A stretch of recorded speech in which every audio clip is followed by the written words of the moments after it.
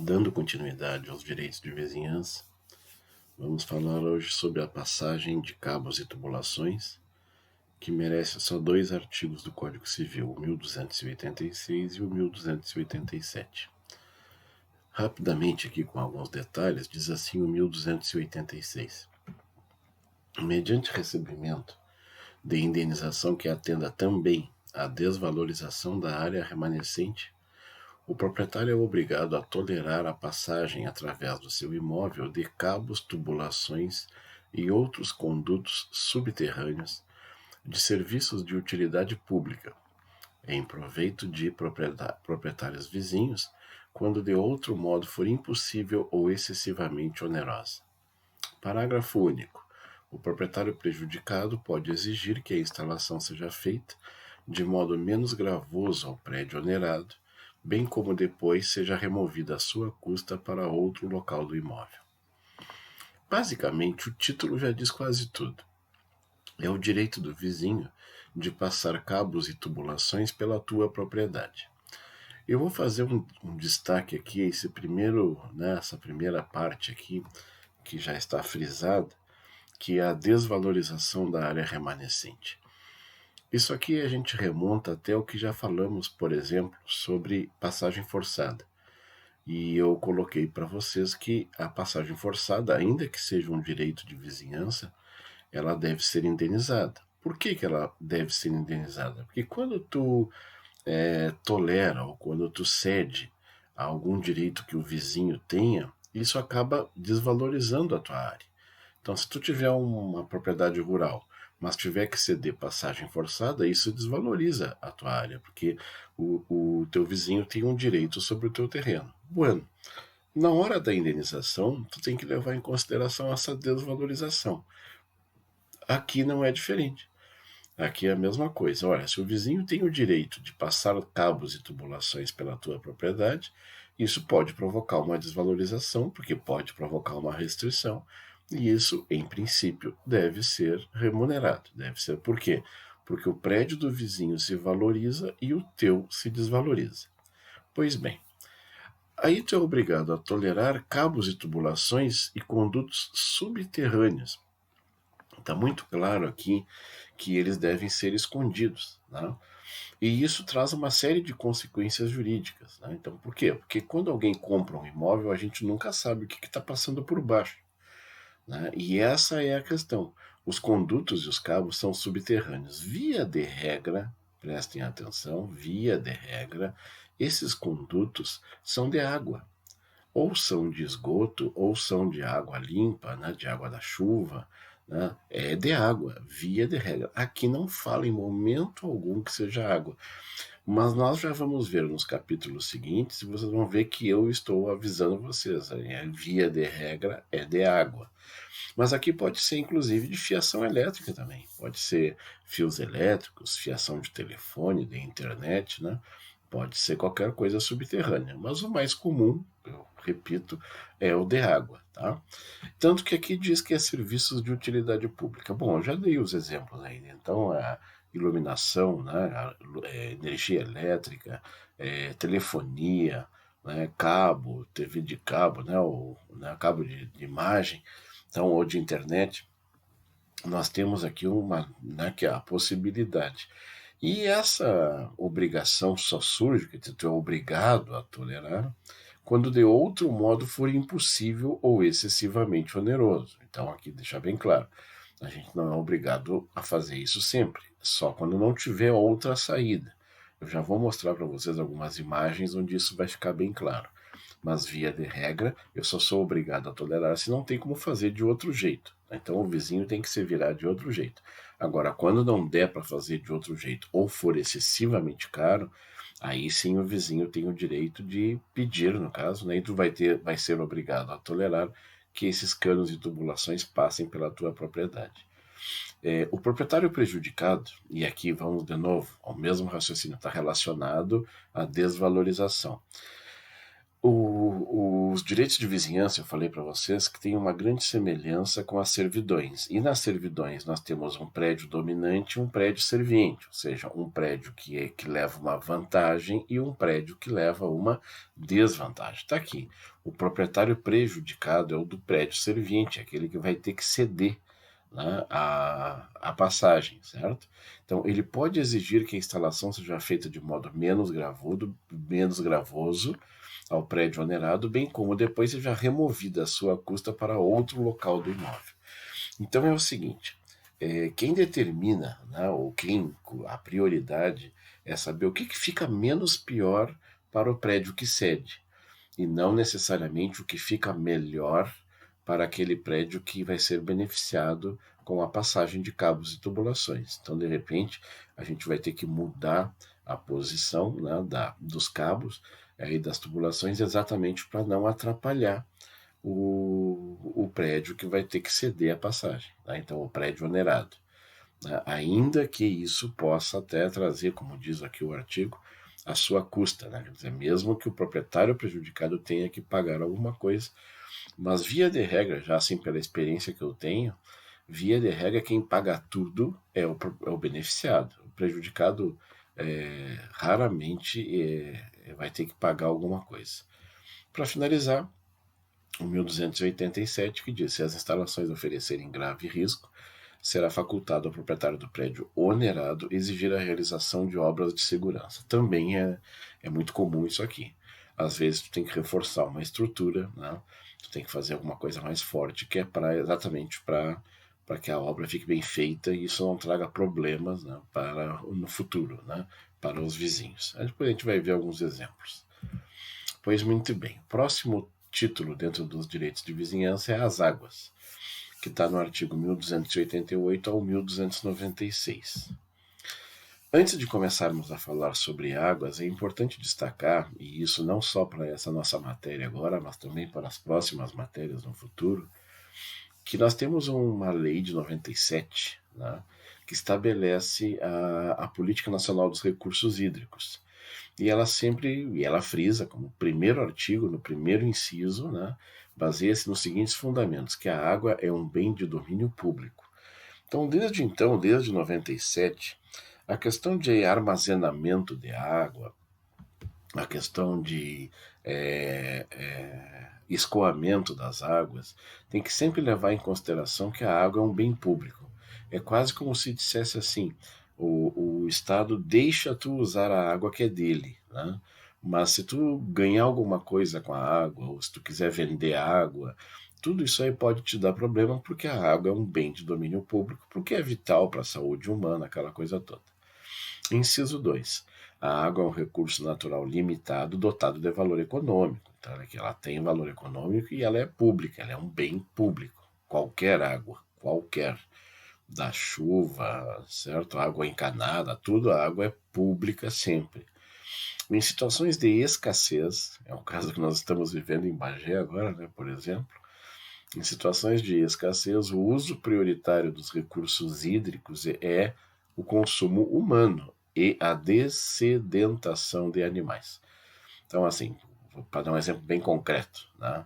Eu tenho uma lavoura, né? E a lavoura precisa de água senão eu vou perder toda a lavoura. Vai perder a lavoura, porque a água não é para plantações. A água é para prioritariamente o consumo humano. E se sobrar, para também o consumo dos animais. Né? Então, é um valor, né? Estabelece uma tabela de valor. O ser humano em primeiro lugar, os animais em segundo lugar. E as plantas, no caso, vão ficar em terceiro, vão morrer. Né? Tu vai perder, de repente, algum investimento porque tu não tem água, porque a água prioritariamente é para humanos e, né, os outros animais. Muito bem. Aí vem o artigo 1288, que é o primeiro, né, se eu não me engano, deixa eu só conferir aqui, né, o 1288 é o primeiro, que diz assim: o dono ou possuidor do prédio inferior é obrigado a receber as águas que correm naturalmente do superior. Vamos fazer um destaque aqui, vamos dar uma paradinha. Isso vai se repetir agora durante todo o tempo. E eu frisei em vermelho aqui, né? Olha aqui, ó. Inferior, superior. Inferior, superior. Superior, inferior. Inferior. Essa expressão é para dizer o seguinte: nós temos prédios que ficam num nível acima e prédios que ficam no nível abaixo. E a água obedece à lei da gravidade. Então, a água que cai na parte de cima, na superior, desce naturalmente para a parte inferior. É daí que vem, exatamente pela força da gravidade, é aí que surge a expressão de que as águas são servidões naturais.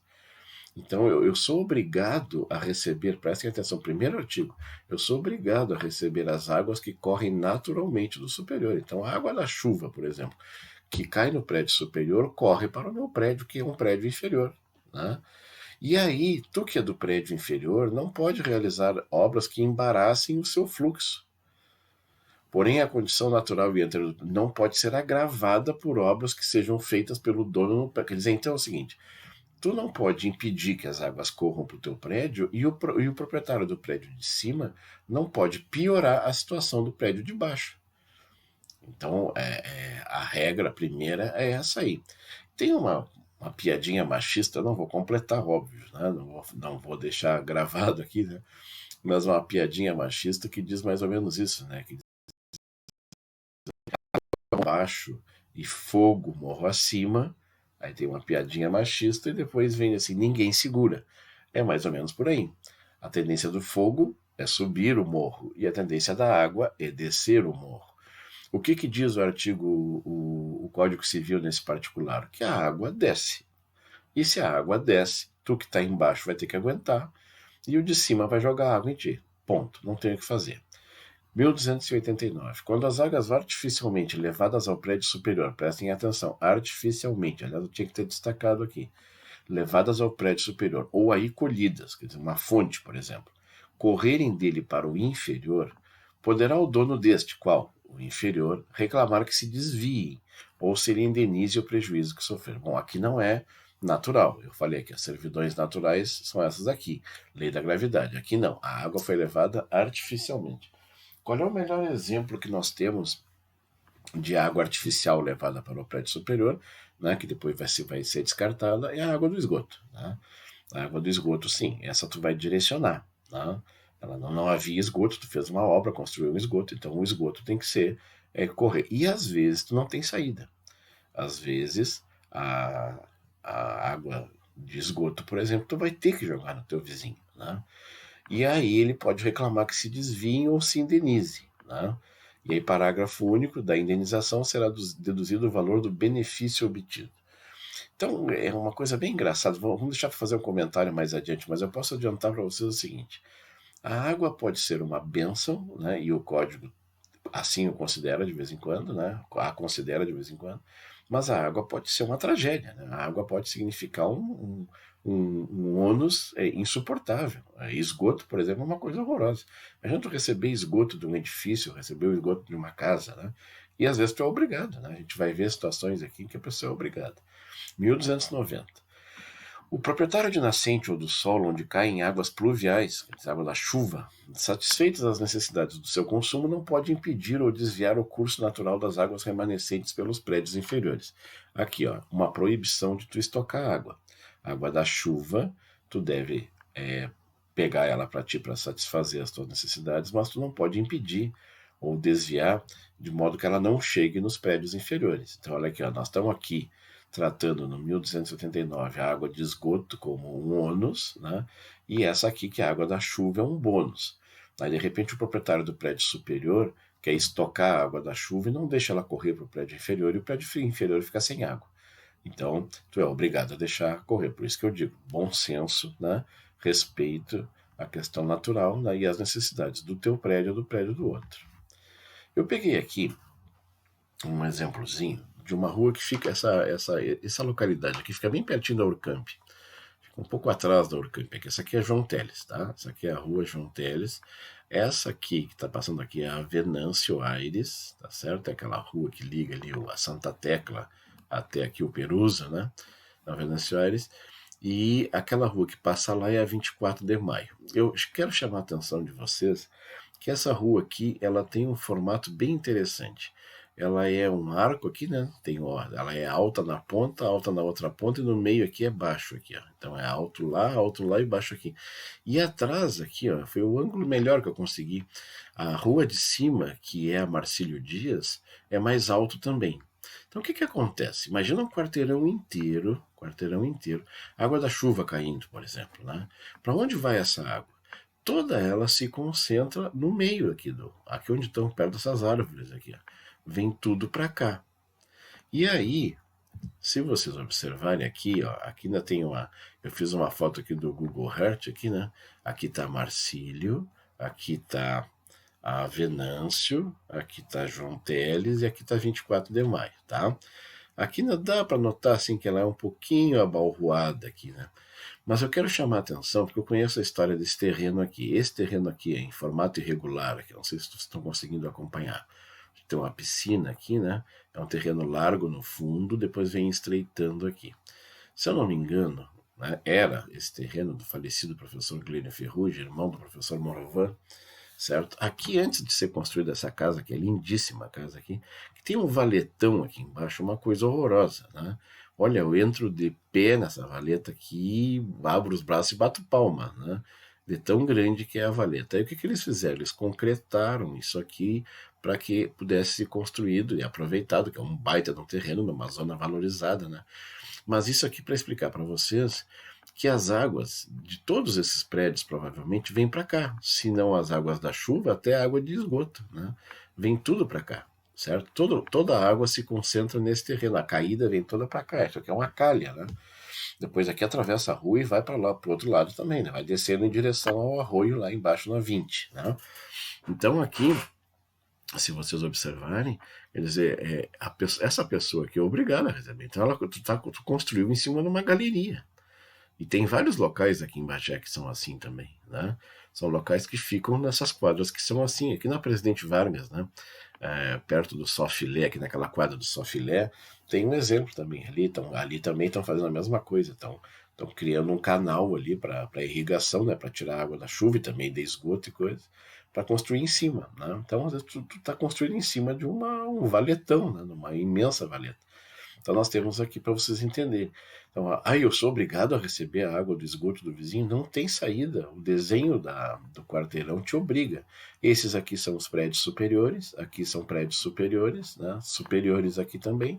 E esses aqui, no meião aqui, são os prédios inferiores. Então a água vai vir naturalmente desses aqui para cá. É o desenho do terreno, tá? Então, se for possível jogar água para frente, tudo bem, mas às vezes não dá para jogar água para frente. Esse aqui é um exemplo. Muito bem. Seguindo falando sobre as águas, diz assim: é permitido a quem quer que seja, mediante prévia indenização aos proprietários prejudicados, construir canais através de prédios alheios para receber águas, olha aqui, para receber as águas a que tenha direito indispensáveis às primeiras necessidades, desde que não cause prejuízo à agricultura e indústria, bem como para o escoamento das águas supérfluas ou acumuladas à drenagem de terrenos. Então, aqui só reforça aquilo que nós estávamos vendo ali, não tem nenhuma novidade. Aí é o proprietário prejudicado, em tal caso, também assiste o direito de ressarcimento pelos danos no futuro que lhe advém de infiltração, irrupção das águas, deterioração das obras destinadas a canalizá-las. Então, realmente o proprietário do prédio inferior pode ter grandes dores de cabeça, e o parágrafo 1º regula isso. Parágrafo 2º, e eu fiz um destaque aqui porque é um assunto que acabamos de tratar. O proprietário prejudicado pode exigir que seja subterrânea a canalização que atravessa as áreas edificadas, pátios, hortas, jardins ou quintais. E aí, aqui no 1294 diz: aplica-se ao direito de aqueduto, que isso aqui é um aqueduto, né, o 1293, o disposto nos artigos 1286 e 87, que é aquele que a gente viu das passagens de cabos e tubulações. Vamos voltar aqui, ó. Aqui, ó. 1286, 1287, passagem de cabos e tubulações. Então, ainda que aqui não fale nada em água, voltando aqui, aí a gente vai lá no 1294 e deixa bem claro que é para passar água mesmo. Seja para passar água boa, que seria o aqueduto, seja para escoar água ruim, que seria, no caso, a de esgoto. Próximo tópico é os limites entre prédios e o direito de tapagem. Está no artigo 1297 e 1298, 2 artigos só do Código Civil. Está aqui os dois. Eu dei uma apertadinha, ficou uma letra menor, mas vamos fazer os destaques aqui importantes. O proprietário tem o direito de cercar, murar, valar, tapar de qualquer modo o seu prédio, urbano ou rural, e pode constranger o seu confinante a proceder com ele a demarcação entre os dois prédios. Destaquei aqui porque é uma ação, né? A ação de demarcação entre os prédios, para que visa, está aqui, ó, aviventar rumos apagados, renovar marcos destruídos ou arruinados, repartindo-se proporcionalmente as respectivas despesas. Então, a ação de demarcação é para aviventar rumos, renovar marcos, quer dizer, para demarcar mesmo, para estabelecer um limite físico entre duas propriedades. Aí vem o parágrafo 1º e diz assim: os intervalos, muros, cercas, tapumes divisórios, tais como sebes vivas. Essa expressão aqui para dizer cercas vivas, né? Cercas vivas, cercas de arame, que nós já vimos lá nas árvores limítrofes, também aqui nos direitos de vizinhança, né? São as cercas vivas, cercas de arame, de madeira, valas, banquetes, quer dizer, pode até ter um buraco, né? Pode até ser um buraco, a divisória pode ser um buraco. Teoricamente, na divisória pode ser até uma marca de cal, né? Como a gente vê no campo de futebol, né? Ele é demarcado com cal, né? Para tu saber, aquilo ali é demarcar, né? A gente demarca grande área, pequena área, marca do pênalti, a lateral, a linha de fundo, né? Então é com tinta. Eu posso, então pode ser uma vala, pode ser um muro, uma cerca viva, não interessa, uma cerca de arame. E elas pertencem a ambos os proprietários confinantes, sendo obrigados a concorrer em partes iguais para as despesas de construção e conservação. Só que nós vamos comentar quando nós formos falar de condomínio. Então eu nem vou me dar, só destacar aqui porque nós já falamos nas sebes vivas. Aí o parágrafo 2º repete: as sebes vivas, as árvores ou plantas quaisquer que servem de marco divisório só podem ser cortadas, arrancadas de comum acordo dos proprietários. É aquilo que eu tinha dito lá. É muito raro que duas propriedades sejam demarcadas por cercas vivas, mas se isso acontecer, nas árvores, né, ou cercas vivas, é, a manutenção, certo, e a plantação, tudo tem que ser de comum acordo entre os dois proprietários. É nesse sentido aqui o destaque do parágrafo 2º, porque foi uma matéria que a gente já falou. Então é o link aqui. Então isso aqui manda para árvores limítrofes. Parágrafo 3º. A construção de tapumes especiais. Aqui leia-se. O que é tapume? Muro. Assim, muros especiais. Ou cercas especiais para impedir a passagem de animais de pequeno porte. Então está se referindo basicamente à zona rural aqui, né? Então é cerca mesmo, né? Mas cercas especiais para impedir a passagem de animais de pequeno porte ou para outro fim pode ser exigida de quem provocou a necessidade deles pelo proprietário, que não está obrigado a concorrer para as despesas. Aqui, essa regra aqui é uma regra de ouro, né? No caso dos limites entre prédios.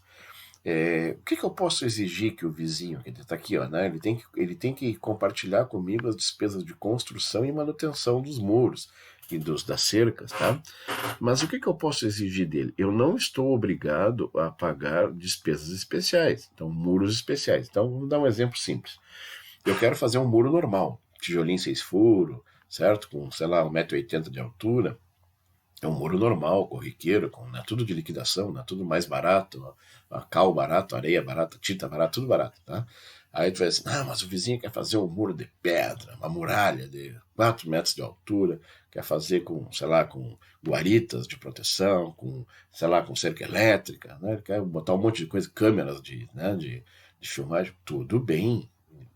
O vizinho tem grana, pode fazer, o que ele não pode é te obrigar a entrar nessa. E é isso que diz aqui. Tu não pode ser obrigado a construir coisas especiais. Tu é obrigado a construir o arrozinho com feijão, certo? Então, as coisas que são normais, né? As ordinárias, as coisas que são parte dos costumes, tá? Então, olha aqui, os costumes da localidade, é isso que determina. Agora, eu não tenho que pagar um complexo de perseguição do vizinho. 1298. Se os limites entre os prédios forem confusos, em falta de outro meio, eles se determinarão de conformidade com a posse justa. Então é o seguinte, vamos imaginar que haja uma dúvida, né? Será que é aqui, é o limite entre os prédios? Será que é lá? Qual é o primeiro critério que a lei estabelece? A posse. Certo? Então, quem é que estava na posse disso aqui? Isso aqui, então isso aqui é teu. Certo? Isso é o critério no caso de confusão de limites. Mas e se tu não achar como provar a posse, porque posse é fato, né? Então de repente fica difícil, fica meio confuso, aí o terreno contestado, ou seja, aquele onde há uma dúvida, se dividirá em partes iguais. Tá bem? Então, aí vamos lá. Ah, não tem como provar a posse. Beleza, então a gente pega aquela área que está sendo discutida e divide igualmente entre os dois. Critério tranquilo, justo, né? Pacífico.